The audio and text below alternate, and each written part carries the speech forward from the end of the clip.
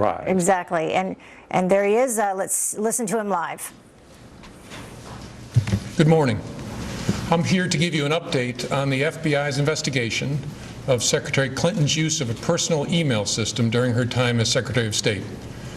After a tremendous amount of work over the last year, the FBI is completing its investigation and referring the matter to the Department of Justice for a prosecutive decision. What I want to do today is three things. I want to tell you what we did, I want to tell you what we found, and I want to tell you what we're recommending to the Department of Justice. This is going to be an unusual statement in at least a couple of ways. First, I'm going to include more detail about our process than I ordinarily would, because I think the American people deserve those details in a case of intense public interest.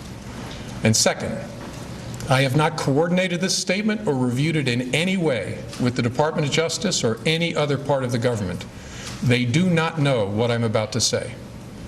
But I want to start by thanking the FBI employees who did remarkable work in this case. Once you have a better sense of how much we have done, you will understand why I am so grateful and so proud of their work. So first, what we have done. This investigation began as a referral from the Intelligence Community Inspector General in connection with Secretary Clinton's use of a personal email server during her time as Secretary of State. The referral focused on whether classified information was transmitted on that personal system. Our investigation looked at whether there is evidence that classified information was improperly stored or transmitted on that personal system in violation of a federal statute that makes it a felony to mishandle classified information, either intentionally or in a grossly negligent way, or a second statute making it a misdemeanor to knowingly remove classified information from appropriate systems or storage facilities. And consistent with our counterintelligence responsibilities, we have also investigated to determine if there is evidence of computer intrusion by nation states or by hostile actors of any kind. Now, I have so far used the singular term email server in describing the referral that began our investigation. It turns out to have been more complicated than that. Secretary Clinton used several different servers and administrators of those servers during her 4 years at the State Department. And she also used numerous mobile devices to send and to read email on that personal domain. As new servers and equipment were employed, older servers were taken out of service, stored, and decommissioned in various ways.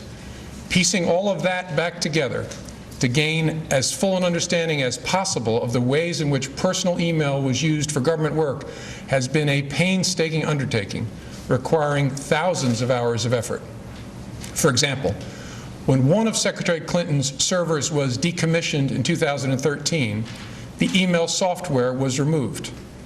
That didn't remove the email content, but it was like removing the frame from a huge unfinished jigsaw puzzle and then dumping all the pieces on the floor. The effect was that millions of email fragments ended up in the server's unused or slack space. We searched through all of it to understand what was there and what parts of the puzzle we could put back together again. FBI investigators also read all of the approximately 30,000 emails that Secretary Clinton provided to the State Department in 2014. Where an email was assessed as possibly containing classified information, the FBI referred that email to any government agency that might be an owner of that information, so that agency could make a determination as to whether the email contained classified information at the time it was sent or received, or whether there was reason to classify it now, even if the content had not been classified when it was first sent or received. And that's the process sometimes referred to as up-classifying. From the group of 30,000 emails returned to the State Department in 2014, 110 emails in 52 email chains have been determined by the owning agency to contain classified information at the time they were sent or received. 8 of those chains contained information that was top secret at the time they were sent. 36 of those chains contained secret information at the time, and 8 contained confidential information at the time. That's the lowest level of classification. Separate from those, about 2,000 additional emails were up-classified to make them confidential. Those emails had not been classified at the time that they were sent or received. The FBI also discovered several thousand work-related emails that were not among the group of 30,000 emails returned by Secretary Clinton to State in 2014. We found those emails in a variety of ways. Some had been deleted over the years, and we found traces of them on servers or devices that have been connected to the private email domain. Others we found by reviewing the archived government accounts of people who'd been government employees at the same time as Secretary Clinton, including high-ranking officials at other agencies, folks with whom a Secretary of State might normally correspond. This helped us recover work-related emails that were not among the 30,000 that were produced to State. Still others we recovered from that painstaking review of the millions of email fragments dumped into the slack space of the server that was decommissioned in 2013. With respect to the thousands of emails we found that were not among those produced to the State Department, agencies have concluded that 3 of those were classified at the time they were sent or received, 1 at the secret level and 2 at the confidential level. There were no additional top-secret emails found, and finally, none of those we found have since been up-classified. I should add here that we found no evidence that any of the additional work-related emails were intentionally deleted in an effort to conceal them in some way. Our assessment is that, like many email users, Secretary Clinton periodically deleted emails, or emails were purged from her system when devices were changed. Because she was not using a government account or even a commercial account like Gmail, there was no archiving at all of her emails. So it's not surprising that we discovered emails that were not on Secretary Clinton's system in 2014 when she produced those 30,000 some emails to State. It could also be that some of the additional work-related emails that we've recovered were among those deleted as personal by her lawyers when they reviewed and sorted her emails for production in late 2014. The lawyers doing the sorting for Secretary Clinton in 2014 did not individually read the content of all of her emails as we did for those available to us. Instead, they relied on header information, and they used search terms to try to find all work-related emails among the reportedly more than 60,000 that were remaining on her system at the end of 2014. It's highly likely that their search missed some work-related emails and that we later found them, for example, in the mailboxes of other officials or in the slack space of a server. It's also likely that there are other work-related emails that they did not produce to State and that we did not find elsewhere and that are now gone, because they deleted all emails they did not produce to State, and the lawyers then cleaned their devices in such a way as to preclude complete forensic recovery. We have conducted interviews and done technical examination to attempt to understand exactly how that sorting was done by her attorneys. Although we don't have complete visibility because we're not able to fully reconstruct the electronic record of that sorting, we believe our investigation has been sufficient to give us reasonable confidence there was no intentional misconduct in connection with that sorting effort. And of course, in addition to our technical work, we interviewed many people, from those involved in setting up the personal email system and maintaining the various iterations of Secretary Clinton's server, to staff members with whom she corresponded on email, to those involved in the email production to State, and finally Secretary Clinton herself. Last, we have done extensive work to try to understand what indications there might be of compromise by hostile actors in connection with that personal email system. So that's what we've done. Now let me tell you what we found.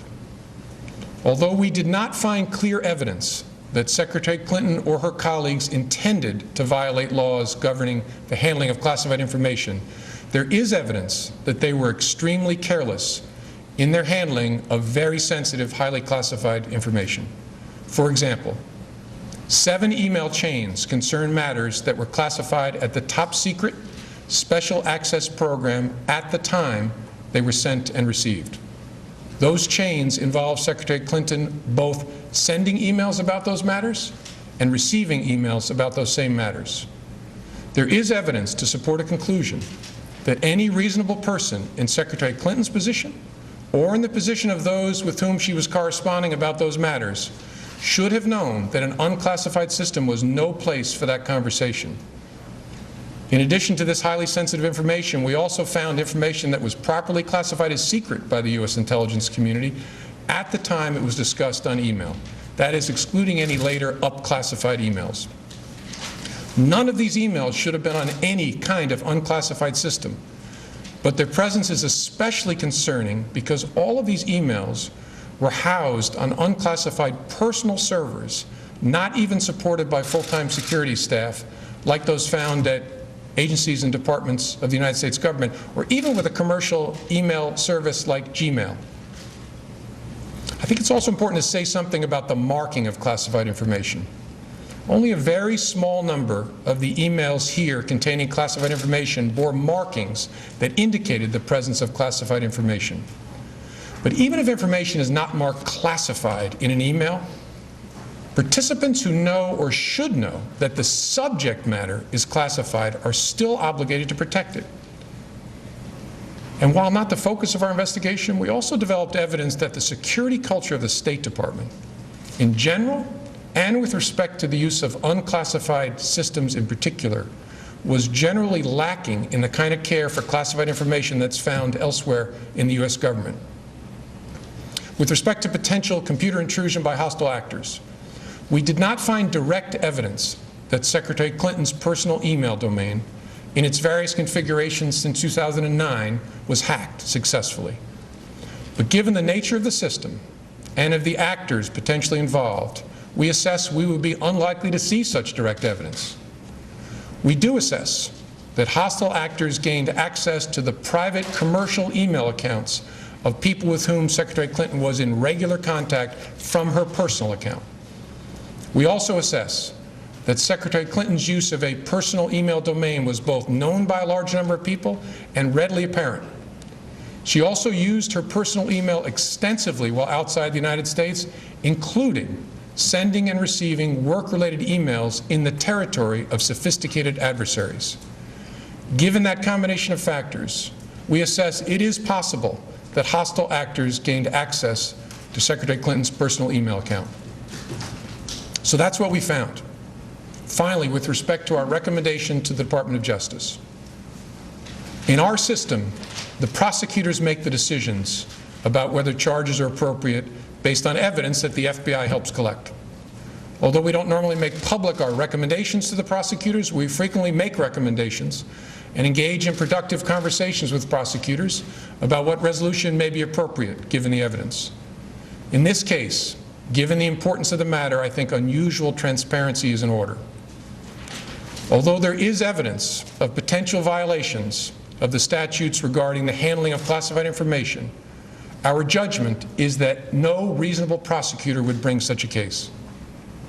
Prosecutors necessarily weigh a number of factors before deciding whether to bring charges. There are obvious considerations like the strength of the evidence, especially regarding intent. Responsible decisions also consider the context of a person's actions and how similar situations have been handled in the past. In looking back at our investigations into the mishandling or removal of classified information, we cannot find a case that would support bringing criminal charges on these facts. All the cases prosecuted involved some combination of clearly intentional and willful mishandling of classified information, or vast quantities of information exposed in such a way as to support an inference of intentional misconduct, or indications of disloyalty to the United States, or efforts to obstruct justice. We do not see those things here. To be clear, this is not to suggest that in similar circumstances, a person who engaged in this activity would face no consequences. To the contrary, those individuals are often subject to security or administrative sanctions, but that's not what we're deciding now. As a result, although the Department of Justice makes final decisions on matters like this, we are expressing to Justice our view that no charges are appropriate in this case. I know there will be intense public debate in the wake of this recommendation, as there was throughout the investigation.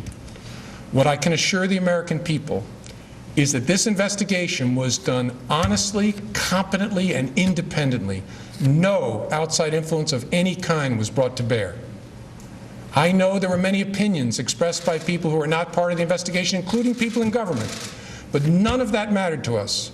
Opinions are irrelevant, and they were all uninformed by insight into our investigation because we did our investigation the right way.